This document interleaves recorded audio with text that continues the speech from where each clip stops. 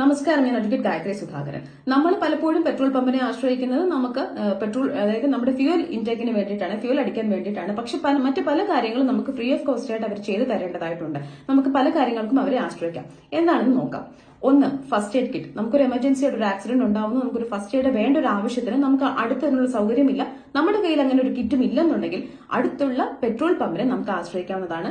Petrol പമ്പ്സിൽ fully updated ആയിട്ടുള്ള first aid kits ഉണ്ടായിരിക്കേണ്ടതാണ്. അവരത് free of cost ആയിട്ട് നമുക്ക് പ്രൊവൈഡ് ചെയ്യേണ്ടതാണ്.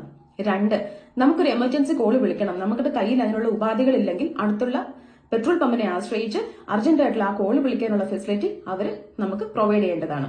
മൂന്ന്, ക്ലീൻ ആൻഡ് ഹൈജീനിക് ആയിട്ടുള്ള വാഷ്റൂംസ് പ്രൊവൈഡ് ചെയ്യേണ്ടതാണ്.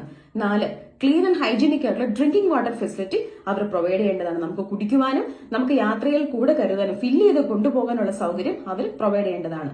അഞ്ച്, നമ്മുടെ മോട്ടോർ വാഹനത്തിന്റെ ടയറിന് എയർ അടിക്കാനുള്ള സൗകര്യം അവർ പ്രൊവൈഡ് ചെയ്യേണ്ടതാണ്.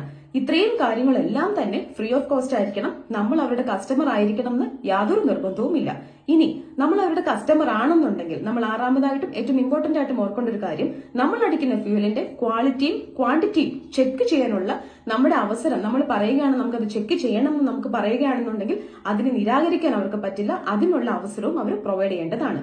ഇത്രയും കാര്യങ്ങൾ നമ്മൾ ബോധവാന്മാരായിരിക്കണം. പക്ഷെ ഈ കാര്യം ഇത്രയും ബെനിഫിറ്റ്സ് ഉണ്ട് എന്ന് കരുതി ഇതൊന്നും തന്നെ നമ്മൾ മിസ്യൂസ് ചെയ്യാൻ പാടുള്ളതല്ല. മനസ്സിലായെന്ന് വിശ്വസിക്കുന്നു.